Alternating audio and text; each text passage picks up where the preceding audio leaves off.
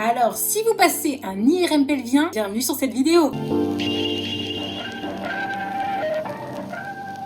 Votre gynéco qui vous envoie ou votre médecin, il va pas vous préciser comment ça va se passer. Moi, c'est ce que je vais vous faire. Comme ça, au moins, vous n'êtes pas comme moi. Je me suis sentie bafouée. Ça va passer mieux. Donc, quand vous arrivez déjà, sachez que bon, il y a une dame. Généralement, c'est féminin quand même. Si, par exemple, c'est un homme, vous pouvez tout à fait demander à que ça soit une femme qui fasse l'examen. C'est totalement possible. Donc, quand vous arrivez, alors moi, je suis arrivée déjà, la poubelle était sale. C'est-à-dire qu'il y avait les tubes qui dépassaient. Je me suis dit, bon, je sais très bien que je vais faire une IRM pelvienne. Donc, forcément, qui dit pelvien dit injection de tube dans le vagin. Ouais, mais je m'attendais pas à la longueur quand même. Mon écran n'est pas assez grand. Mais ma grande surprise, ce fut de voir deux seringues. Excusez-moi madame, mais il y en a deux. C'est quand même beaucoup. Et elle m'a dit, Non, non, mais on vous a pas prévenu. Il n'y a pas que le vagin, il y a le derrière aussi. oh là là là là. Alors là, ça fait pam pam pam dans ma tête. Quoi?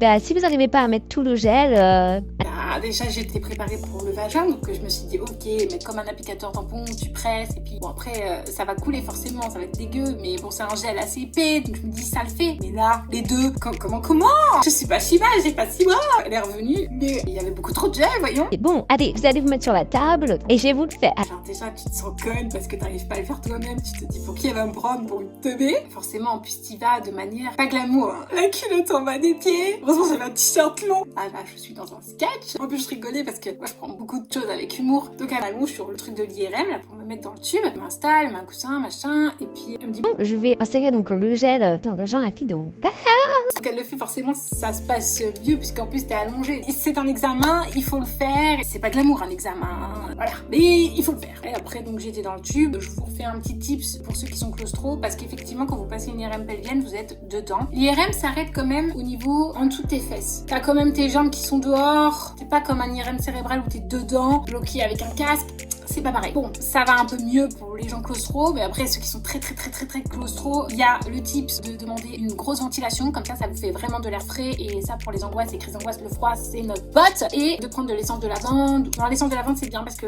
ça fait pas d'allergène sur la peau, vous en mettez là, dans le creux de votre coude, et déjà ça va vous faire penser à autre chose, et aussi vous avez le casque pour écouter la musique, et bien sûr la dame interagit avec vous quand vous êtes dans le tube, donc vous pouvez très bien lui dire que ça va pas, etc.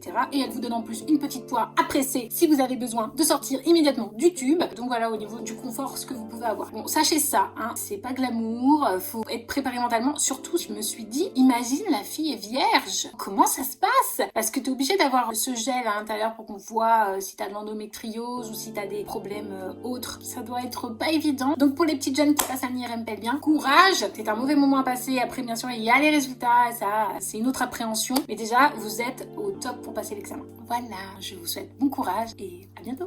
Abonne-toi, like et commente cette vidéo.